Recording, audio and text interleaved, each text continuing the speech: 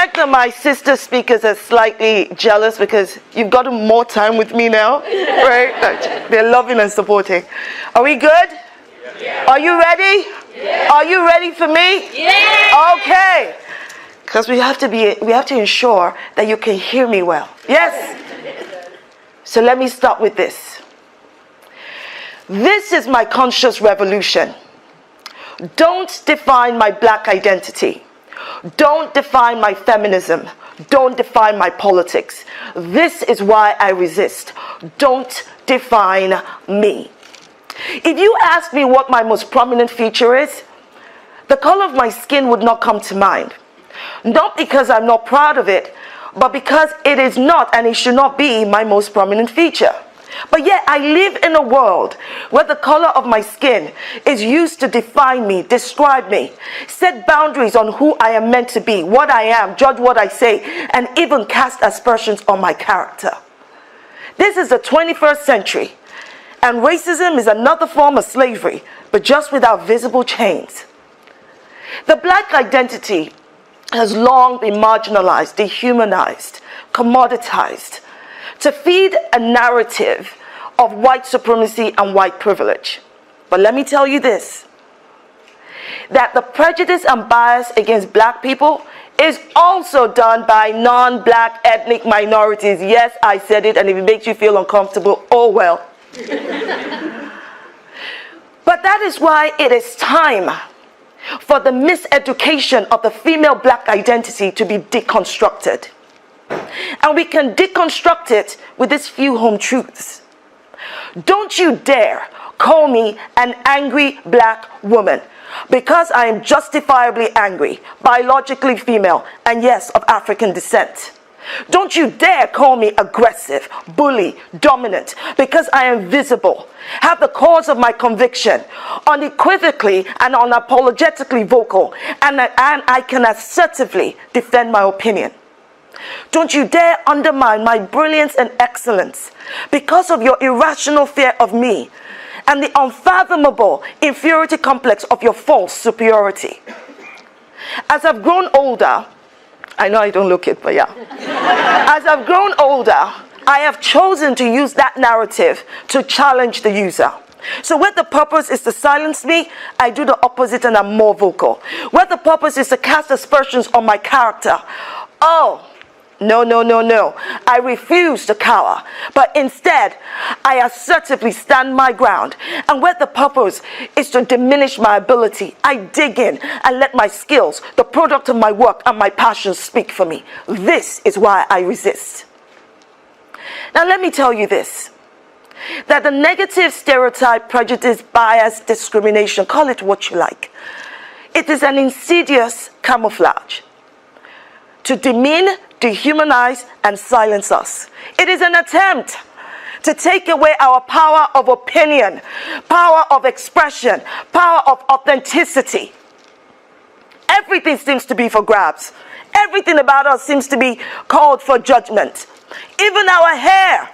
You get the, it's not very professional. Or you get the, it's not very tidy. Or get this one. It's just too versatile. You change your hair too much.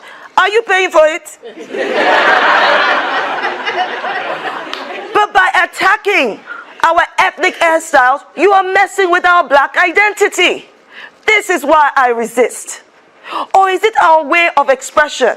People, I'm Nigerian. I not only speak with my voice, but my body is an entire language of expression in itself. So if you can't handle my expression or my opinion, stay the heck out of my lane. It's really very simple. Because I am not about to conform.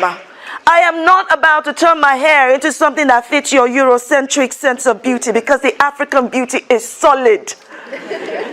And if you do not know me, let me introduce myself. I am African. I've got the blood of royalty flowing in my veins. I'm a woman. What you see in me, there's more than what you see, because I am fearless, warrior, queen. I'm a child of God. This light, you cannot begin to comprehend. And what you can't comprehend, you seek to contain. And what you can't contain, you seek to condemn. This is why I resist. Woo! Woo! And then, of course, we go into all forms of our authenticity. Ha! Look, I don't easily get offended when people can't pronounce my name. You know what I mean? Whether it's my first name, Shola, or my surname, Moshogbamimu, right? But at least they try. At least try, right? But those who seek to disrespect it, who say, get this, well, it's not convenient. It's a bit difficult. My name isn't difficult. If you can't read my name, you're an illiterate. If you can't pronounce my name, you're downright lazy. But when you disrespect my name, you are messing with my black identity. Say my name.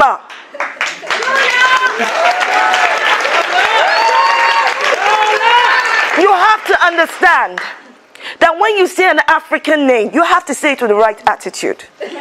People, because African names have character, power, and personality, just like its owner.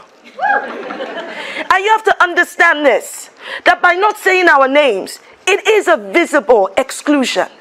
It might come across as subtle, but whether it is at work, in schools, in our communities, the problem there is by pronouncing everybody else's name, and you just go, and we have our legal counsel, Shola. Really? Like, I don't have a family with a family name just because you don't think it's convenient enough to say it? So sometimes I've resorted to helping them out. I go, say my name, say my name. Say my Shogbamimu, you know Shola's around you. Come on. Say my name, you know Shola's around you. Say my Shogbamimu. Look, I am proud of my name. I am proud of my authenticity, of my way of expression. I'm proud of my opinion. There is no two me in this world. You might find another Shola, but it will not be me. And the same applies to every other black woman. Give us the respect we are due. This is why I resist. Feminism. Oh, I love feminism. I love the sisterhood of feminism. I love the way that it unifies us as women from different backgrounds, creed, faith, ability, disability. That feminism for me is about celebrating women, right? And I'm so honored and proud to call sisters, amongst my sisters, white, black, brown women who I can stand with in solidarity, strength, and sisterhood. But feminism is not so intersectional. Oh, we talk the talk of intersectionality, but we do not practice what we preach. I can already hear go, oh, but Shola, surely feminists are intersectional. Really? Are you intersectional? Feminism also white? Are you intersectional? Feminism not so Muslim? Are you intersectional? Feminism not for trans? I'm sorry, how intersectional are you? That's why I salute the black feminists, Kimberly Crenshaw, who coined the term intersectionality to reflect the multiple inequalities faced by marginalized groups, particularly black women. It goes to show that when you treat inequalities as mutually exclusive, what you end up doing is you're enforcing discrete forms of oppressions that are enabled by each inequality. If we take that analogy and apply it to the multiple representations that each one of us in this room embodies, you will see that if you start to recognize that you are intersectional, just who you are, that you are intersectional, and I recognize that actually I am intersectional, I'm black, I'm a woman, I'm heterosexual, I'm Christian, and I kind of think of all the things that have, the experiences that help shape who I am, and you think the same. Do you know what's going to happen? We will find what is common between us. And then at the same time, we'll identify what's different. But by identifying what's different, we start to celebrate it. Because you see, you want me to accept you and celebrate your difference. And for me to be able to do that, you will start to celebrate my difference. Do you see where I'm going with this? Feminism should be intersectional. Because feminism is not just a declaration, it's a demonstration. Feminism is not just a claim, it's a manifestation of who we are and our life, styles and choices. And let me go as far to say this. The term feminist is gender neutral, okay? Are you listening to me? Don't say Auntie Shola doesn't teach you anything. The term feminist is gender neutral, so yes, men can be feminists too. Please. They are our allies, our brothers, our husbands, they're our friends, our cousins. There's some of them who actually get it. Let them be. So I want to say that for me, in this feminist movement, feminism should not just be about getting equal outcomes and opportunities in comparison to men. Feminism should also be about freedom from the prejudice, bias, and oppression within the women's movement. Women, let's stop judging each other, okay? And accept each other as we are. Let's not bring our latent prejudice and bias into the very thing that is meant to make lives far better for us. Let us be different. This is why I resist. Politics. Oh, politics. I don't know about you, but the politics today does not represent me. It does not. The politics of division, the religion of hate, the complicity through silence that enables far-right populism and far-left ideology. This is not my politics. This is why I resist. This is why I say that you and I can shape politics today through active citizenship. That through active citizenship, you and I can ensure that the old politics and politicians are no longer recycled. We can ensure that there's no more resurrection of these old structural reforms that are steeped in patriarchy and inequality. We can start together to build new foundations that break away from those structural reforms that choke us. Because yes, my brothers and sisters, the laws, policies, processes, and procedures in place today that are meant to enable fairness, equality, they are meant to ensure financial and economic independence for all. Those are the very things that are suffocating us. This is why I resist. It is time to be visible.